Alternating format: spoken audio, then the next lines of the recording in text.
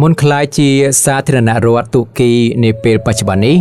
ប្រទេសនេះធ្លាប់ជាចក្រភពដ៏ធំមួយគឺចក្រភពអូតូម៉ង់ដែលមានអាយុកាល623ឆ្នាំគិតចាប់ពីឆ្នាំ1299ដល់ឆ្នាំ1922ចក្រភពអូតូម៉ង់ជាមហារាជកាលអធិរាជលើអធិរាជនាកម្រងប្រវត្តិសាស្ត្រទូគីបន្សល់ទុកនៅរបបនយោបាយដ៏ថ្កុំថ្កើងក្នុងរបៀបចម្លែកមួយរបស់ពិភពលោក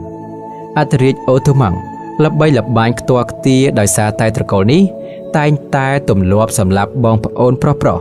ចោលសឹងតែទាំងអស់រាល់ពេលដែលខ្លួនឡើងគ្រប់គ្រងអំណាចព្រោះហេតុផលថាមិនចង់ខាតពេលនឹងសង្គ្រាមដណ្ដើមរាជផ្ទៃក្នុងនិងដណ្ដើមយកពេលវេលានិងធនធានវាទីពង្រីកទឹកដីចក្រភពអូតូម៉ង់ឬអាចហៅបានទៀតថាចក្រភពទួរគីគឺជាចក្រភពមួយដែលធ្លាប់បានគ្របដណ្ដប់លើតំបន់អឺរ៉ុបអាគ្នេយ៍អាស៊ីខាងលិចនិងអាហ្វ្រិកខាងជើងរវាងសតវត្សទី14ដល់ដើមសតវត្សទី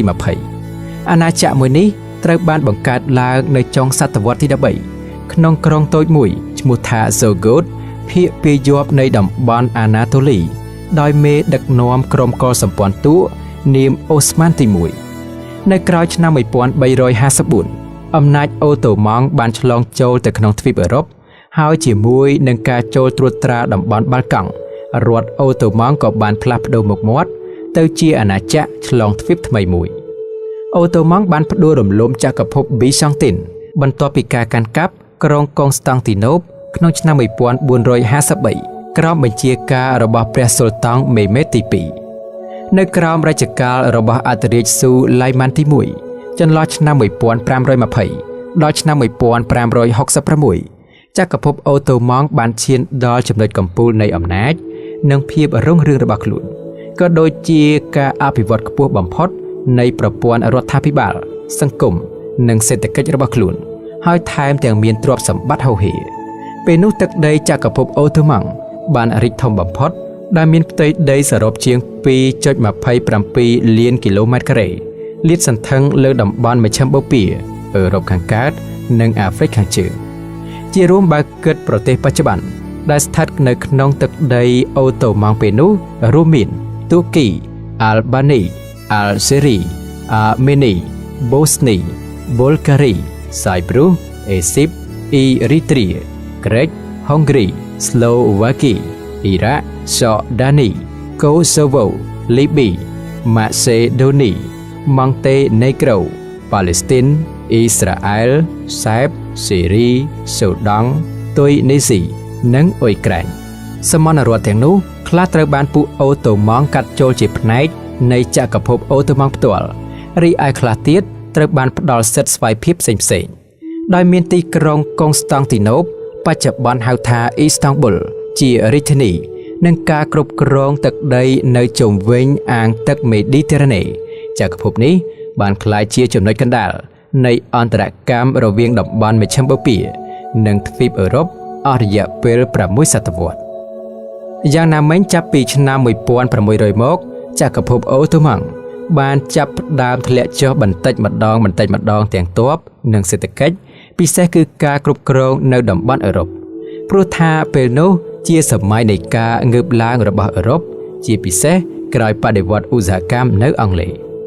ក្នុងមួយរយៈពេលពីឆ្នាំ1740ដល់ឆ្នាំ1768ប្រព័ន្ធយោធាអូតូម៉ង់ក៏បានធ្លាក់ចុះក្រោយគូប្រជែងអឺរ៉ុបរបស់ខ្លួនដូចជាហាបស្បូកនិងរុស្ស៊ីជាដើមជាលទ្ធផលអូតូម៉ង់បានទទួលលទ្ធផលបរាជ័យផ្នែកយោធាយ៉ាងធ្ងន់ធ្ងរនៅចុងសតវត្សទី18និងដើមសតវត្សទី19នៅឆ្នាំ1830ដល់ឆ្នាំ1878ក្រិចរូម៉ានីសេបនិងប៊ុលហ្គារីបានផ្ដាច់ខ្លួនចេញពីចក្រភពអូតូម៉ង់ដោយប្រកាសឯករាជ្យរៀងៗខ្លួនក្នុងអំឡុងសង្គ្រាមនៅឧបទ្វីបបាល់កានចន្លោះឆ្នាំ1912និងឆ្នាំ1913ចក្រភពអូតូម៉ង់បានបាត់បង់ទឹកដីរបស់ខ្លួនស្ទើរតែទាំងអស់នៅអឺរ៉ុបក្នុងសង្គ្រាមលោកលើកទី1នៅឆ្នាំ1914កងទ័ពអូតូម៉ង់បានចូលរួមជាមួយនឹងសម្ព័ន្ធមិត្តជាមួយនឹងអាល្លឺម៉ង់និងអូទ្រីហុងគ្រីប៉ុន្តែសម្ព័ន្ធមិត្តទាំងនេះ បានចាញ់សង្គ្រាម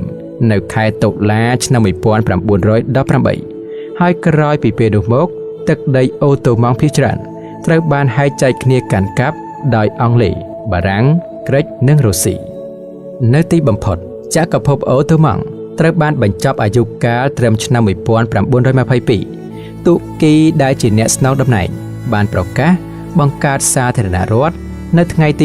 29ខែតុលាឆ្នាំ1923លោក Mustafa Kemal Atatürk ដែលជាស្ថាបនិកសាធារណរដ្ឋទូគីបានធ្វើជាប្រធានាធិបតីទី1នៃប្រទេសនេះរហូតដល់ទទួលមរណភាពនៅក្នុងឆ្នាំ1938